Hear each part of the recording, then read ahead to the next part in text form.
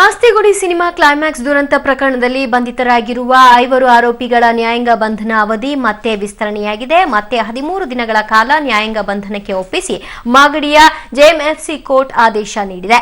ಇದರೊಂದಿಗೆ ಚಿತ್ರದ ನಿರ್ಮಾಪಕ ಸುಂದರ್ ಪಿ ಗೌಡ, ನಿರ್ದೇಶಕ ನಾಗಶೇಖರ್, ಸಹ ನಿರ್ದೇಶಕ ಸಿದ್ದು, ಸಾಹಸ ನಿರ್ದೇಶಕ ರವಿವರ್ಮಾ, ಯೂನಿಟ್ ಮ್ಯಾನೇಜರ್ ಭರತ್ ಜೈಲ್ನಲ್ಲೇ ಕಾಲ ಕಳೆಯಬೇಕಾಗಿದೆ.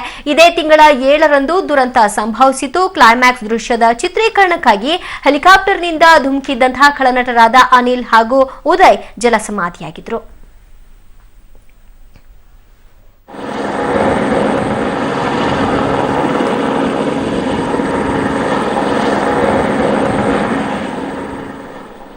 ಮಾಸ್ತಿಗುಡಿ ದುರಂತದ ಆರೋಪಿಗಳಿಗೆ ಇನ್ನೂ ಕೂಡ ಬಿಡುಗಡೆಯ ಭಾಗ್ಯ ಲಭ್ಯ ಆಗ್ತಾ ಇಲ್ಲ. 5 ಆರೋಪಿಗಳನ್ನ ನ್ಯಾಯಾಂಗ ಬಂಧನದಲ್ಲಿ ಇರಿಸೋದಕ್ಕೆ ಮತ್ತಷ್ಟು 13 ದಿನಗಳ ಕಾಲ ನ್ಯಾಯಾಂಗ ಬಂಧನ ವಿಸ್ತರಣೆಯಾಗಿದೆ.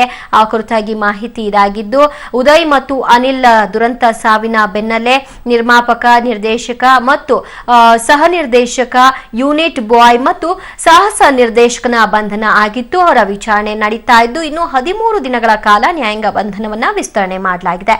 ಈ ಕುರಿತು ಹೆಚ್ಚಿನ ಡೀಟೇಲ್ಸ್ ಕೊಡ್ತಾರೆ ನಮ್ಮ ಪ್ರತಿನಿಧಿ ಹನುಮಂತು.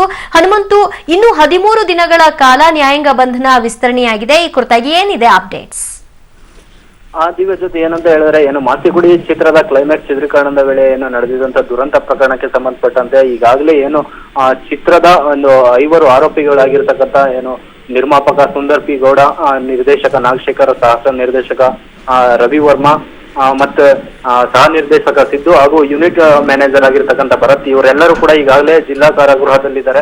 ಕಳೆದ 7ನೇ ತಾರೀಕಿನಂದು ನಡೆದಂತ ಒಂದು ಪ್ರಕರಣಕ್ಕೆ ಸಂಬಂಧಪಟ್ಟಂತೆ 9ನೇ ತಾರೀಕಿನಂದು ನಿರ್ಮಾಪಕ ಸುಂದರ್ ಪಿ ಗೌಡನ್ನ ಪೊಲೀಸ್ನವರು ಬಂಧಿಸಿ ನ್ಯಾಯಾಂಗ ಬಂಧನಕ್ಕೆ ನೀಡಿದ್ರು. 14 ದಿನಗಳ ನ್ಯಾಯಾಂಗ ಬಂಧನಕ್ಕೆ ನೀಡಲಾಗಿತ್ತು. ಆನಂತರದಲ್ಲಿ 3 ಆರೋಪಿಗಳಾಗಿರ್ತಕ್ಕಂಥ ಸಹ ನಿರ್ದೇಶಕ ರವಿವರ್ಮಾ, ನಿರ್ದೇಶಕ ನಾಗಶೇಖರ್ ಮತ್ತೆ ಸಹ ನಿರ್ದೇಶಕ ಸಿದ್ದು, ಇವರು 3 ಜನ ಕಳೆದ 12ನೇ ತಾರೀಕಿನಂದು ಪೊಲೀಸ್ನವರಿಗೆ ಒಂದು ಶರಣಾಗತಿಯಾಗಿದ್ರು.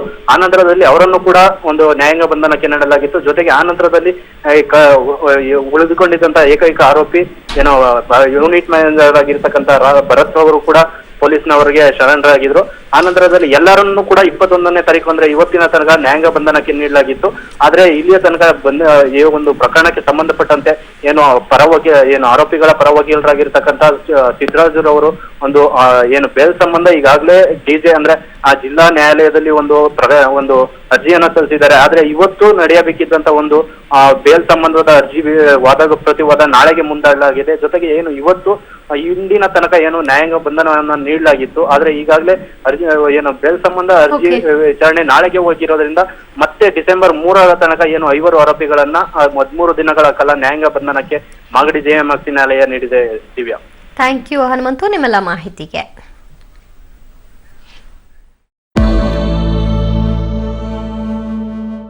ಟಿಪ್ಪು ಜಯಂತಿ ಮಾಡಿದ್ದರಿಂದ ರಾಜ್ಯ ಸರ್ಕಾರಕ್ಕೆ ಬಂದಿದ್ದೇನು ಅನ್ನೋದು ನನಗೆ ಗೊತ್ತಿಲ್ಲ. ಕಾರಣ ಪಾರಂಪರಿಕವಾಗಿ ಚರಿತ್ರೆ ಭಾಗಗಳೇ ಭಾರತದ ಚುನಾವಣಾ ಚರಿತ್ರೆಯಲ್ಲಿ ನೋಡುವುದಾದರೆ ಸಾಮಾನ್ಯವಾಗಿ ಅಲ್ಪಸಂಖ್ಯಾತರು ಕಾಂಗ್ರೆಸ್ ಜೊತೆಯೇ ಇದ್ದಾರೆ.